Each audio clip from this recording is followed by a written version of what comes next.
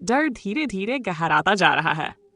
आइए डू पहला संकेत अनदेखी आंखें के लिए कथा और माहौल को विस्तार दें ताकि ये और सिनेमाई लगे। शायद रेडी। पहला संकेत अनदेखी आंखें। रात गहराती है। नीना की खिड़की के बाहर सन्नाटा पसरा है, लेकिन घर के भीतर एक बेचैन धड़कन सी गूंज रही है, जैसे दीवारों के पीछे कुछ जाग चुका हो। वह अपने बिस्तर पर लेटी है, नींद उसकी आंखों से कोसों दूर। तभी एक धीमी सतर्क खरोंचने की आवाज सुनाई देती है, ठीक उस कोने से जहां वह अजीब लकड़ी का फर्श है। आवाज किसी जानवर की नहीं लगती, वह ज्यादा सोचने से खुद को रोकती है। फिर फुसफुसाहट, बहुत हल्की लेकिन साफ। उसका शरीर जम सा जाता है। वह तेजी से उठ बैठती है। कमरे में कोई नहीं, खिड़की बंद है, दरवाजा भी। नीना चट से ललन कर दिया है। कमरा वैसा है, लेकिन माहौल जैसे दीवारें उसकी हर हरकत को देख रही हों। वह खुद को समझाने की कोशिश करती है, ये मेरा वहम है, नए घर में ऐसा लगता है। लेकिन अगले दिन जब वह कमरे से बाहर जाती है और पलटकर देखती है, उसे एहसास होता है कमरे के कोने में वह लकड़ी की पट्टी अब थोड़ी सी उभरी हुई है, जैसे किसी ने रात भर उसे बाहर निकालने की कोशिश की हो। अगर तुम चाहो, मैं अगले दृश्य के लिए एक और डरावना मोड़ तैयार कर सकता हूँ। शायद नीना उस लकड़ी के फर्श के नीचे। बिल्कुल।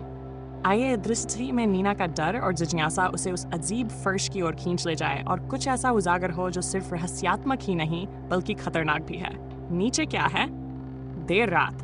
नीना की आंख खुलती है, जैसे किसी अदृश्य आवाज ने उसे जगाया हो।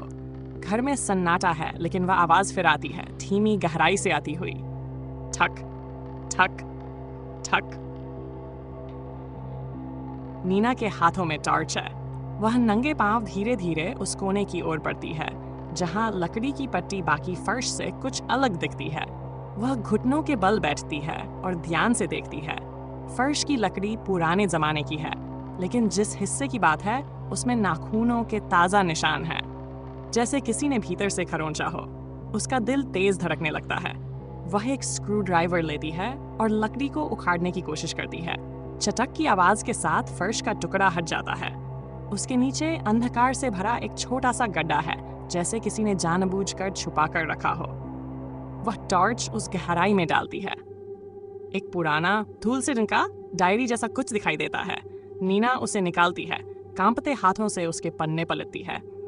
शब्द पुराने, स्याही धुंधली, लेकिन अब भी पढ़े जा सकते हैं। मुझे माफ करना, मैंने उसे वहीं बंद कर दिया था। वह अब भी खून से सना है। नीना की सांस अटक जाती है। पीछे से फिर वही फुसफुसाहट आती है, इस बार और साफ। नीना।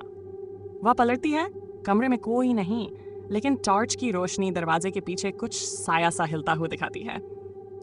अगर चाहो तो अगले दृश्य में नीना उस डायरी को पढ़ना शुरू करती है।